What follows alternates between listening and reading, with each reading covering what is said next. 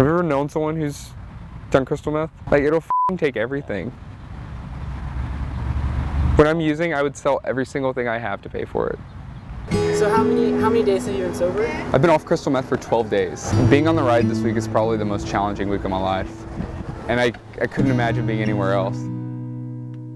AIDS Life Cycle is an event that happens once a year. I think there's like 2,500 riders and then like another 500 roadies. It's riding your bicycle 545 miles to raise money for the San Francisco AIDS Foundation and the Los Angeles LGBT Center.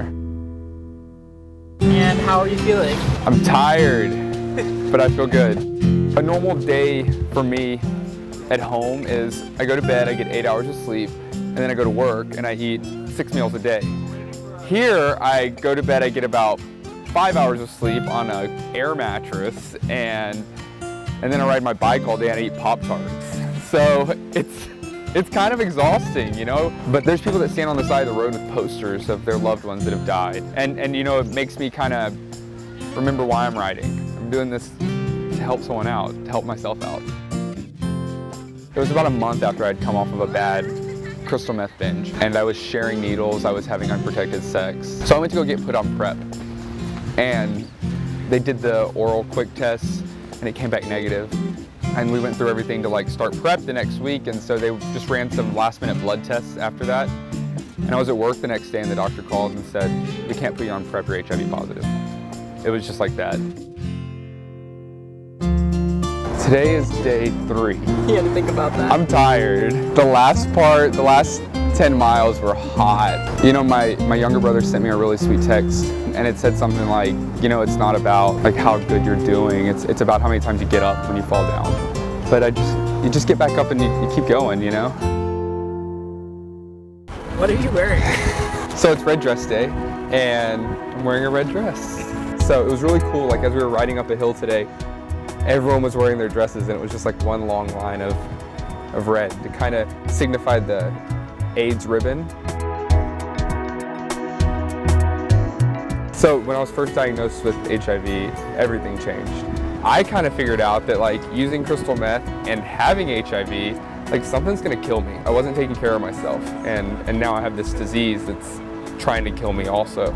But instead, like, I would say like that's when my life really started, actually. Over the last 3 years, I've really lived more than I've lived my whole life. That's when I decided to put down the drugs.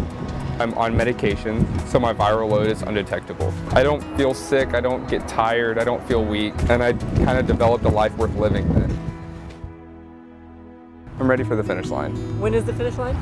Finish line's tomorrow. I feel like I'm pushing my body to the limit this week. The physical exhaustion's kind of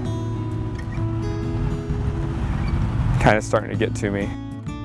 You know, we can think all we want that everyone's perfect. You know, the truth is, like, we all fall down sometimes, and it sucks to fall and to feel like the whole world's against you. But life's organic, and you know, we all have our low points, but we also have our really high points too, and the whole community sort of just lifts us up, and we do it together. We were at Rest Stop 4 today, and it was like all these people were just like dancing and just living it up on the beach, and it's a love bubble, that's what they call it, and there's no other word to describe it. If I could choose a world to live in, it would be full of people who are here. So was this the biggest challenge of your life? This is definitely up there. I feel the toll that the drugs took on my body a couple weeks ago. It's gonna take a little bit of time to recover from, but like I did it, like we did it together.